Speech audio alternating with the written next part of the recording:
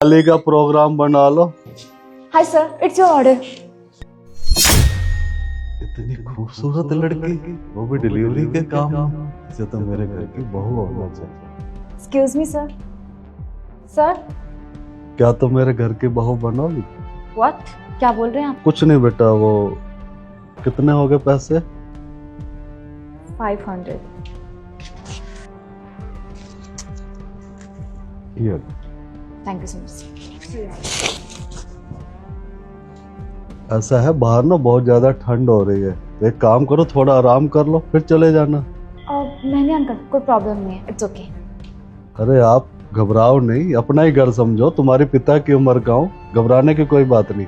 आ जाओ, अंदर आ जाओ, थोड़ा आराम करो फिर चली जाना।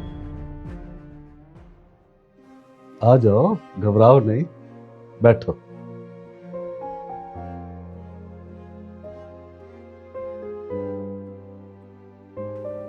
मैं अभी तुम्हारे लिए पानी लेकर आता हूँ, ठीक है? ओके।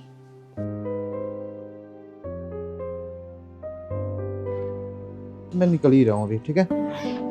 बेटा दानिश, हाँ पापा।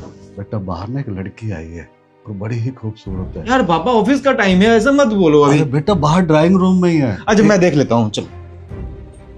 तो लेट हो रहा है ऊपर से इनको। हे प्रभु, ये लड़की आज इसे पसंद आ जाए तो मैं निश्चिंत हो जाऊं। प्रभु लाज रखे। कौन?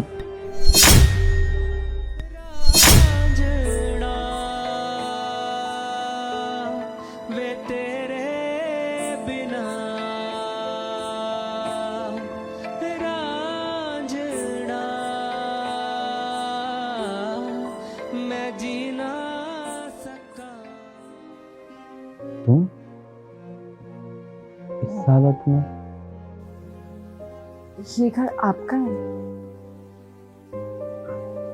मुझे पता नहीं था कि ये घर आपका है, वरना मैं यहाँ ऑर्डर देने नहीं आती। कि बाय। सुनो,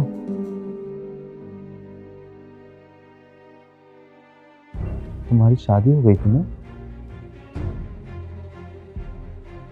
तुम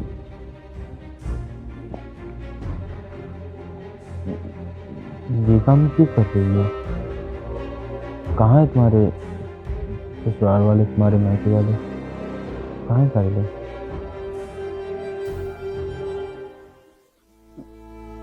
हाँ, मैंने आपसे कहा था कि मेरी शादी हो रही है। मैंने ये भी कहा था कि मैं आपसे प्यार नहीं करती, मैं बस नाटक कर रही थी। मगर मेरी शादी नहीं हुई है, क्योंकि मैं आपके सिवा किसी और से शादी कर ही नहीं सकती थी, इसलिए। और पापा ने जिद कर रखी थी, तो मैंने आपसे ये सब आके बोल दिया कि मैं आपसे प्यार नहीं करती हूँ। उनकी तबीयत खराब होने लगी थी लास्ट मौके पे, और उन्होंने एक शर्त रखी थी कि मैं उनकी जीते जी शादी कर लूँ, आपसे नहीं, किसी और से। मगर मैंने उन्हें हाँ तो कर दिया, लेकिन पता नहीं मुझे शादी के दिन क्या हुआ कि मैं घर छोड़ के भाग गई, और तब से मैं घर नहीं गई, मैं अकेली रहती हूँ, क्योंकि मुझे पता मैं वहां जाऊंगी तो मेरी शादी किसी और से हो जाएगी। और अगर मेरी शादी किसी और से हो जाती तो मैं शायद मैं आपके सिवा किसी और से प्यार तो दूर की बात है, मैं सोच भी नहीं सकती किसी और के बारे में। तुमने मुझे बताया क्यों नहीं? तुम कैसे ये सोच ली कि मैं तुम्हारे बुरे वक्त में मैं तुम्हारे साथ नहीं दूंगा? प्यार करता था तुमसे। हाँ पता है, आप मुझसे प्यार करते थे। वैसे आपका घर अच्छा है, और अभी तक तो आपकी शादी भी हो गई होगी ना, आपकी न्यू लाइफ शुरू हो गई होगी। आप तो अब मुझसे बहुत नफरत करते होंगे, तो मैं क्या मुंह लेकर के आती आपके सामने? मैंने तो आपकी लाइफ खराब कर ही दी थी। अब जब आपकी लाइफ बन ही चुकी है, तो मैं नहीं चाहती कि आपकी लाइफ खराब हो, वो भी मेरी वजह से। आप बहुत अच्छे इंसान हैं। बस मुझे लगता है कि मुझे बद्दुआ लग रही है आपकी। इतने अच्छे इंसान के साथ जब कोई गलत करेगा तो उस इंसान के साथ अच्छा कैसे हो सकता है? मैंने कभी तुम्हें बदुआ नहीं दी और तुमने मेरे साथ कुछ गलत नहीं किया। वो हालात, वो सिचुएशन, वो कंडीशन कुछ ऐसा था कि बस हो गया। बस इतना समझो कि वो वक्त ही खराब था ना।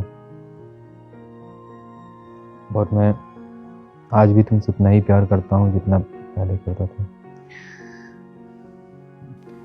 मैं तुम्हारी लाइफ में आना नहीं चाहता था। मुझे लगा कि तुम अपनी लाइफ में व्यस्त हो चुकी हो और बहुत आगे बढ़ चुकी हो।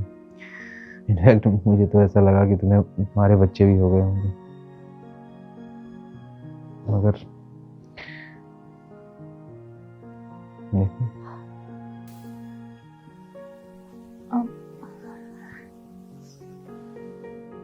एक बात बोलूं, मैंने अभी तक शादी नहीं की है और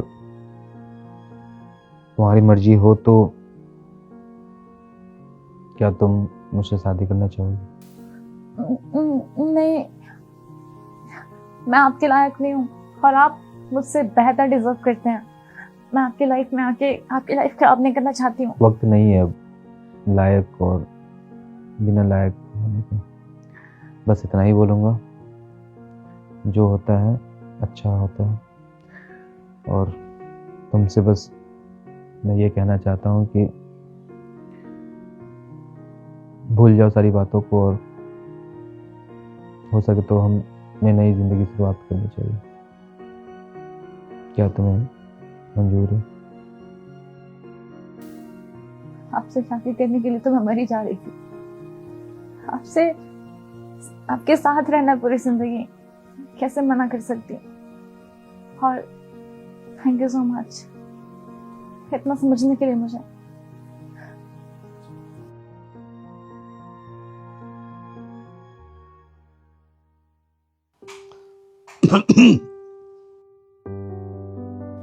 वो पापा, बेटा मैं समझ गया। अब मैं निश्चिंत हो जाऊं ना बेटा? अब मैं चाय नहीं, सॉरी, अब मैं पानी नहीं कुछ मीठा लेकर आता हूं। तुम आराम से बातें करो। नहीं, मैं चलती हूँ, मुझे लेट हो रहा है। अब से तुम्हारा घर यही है।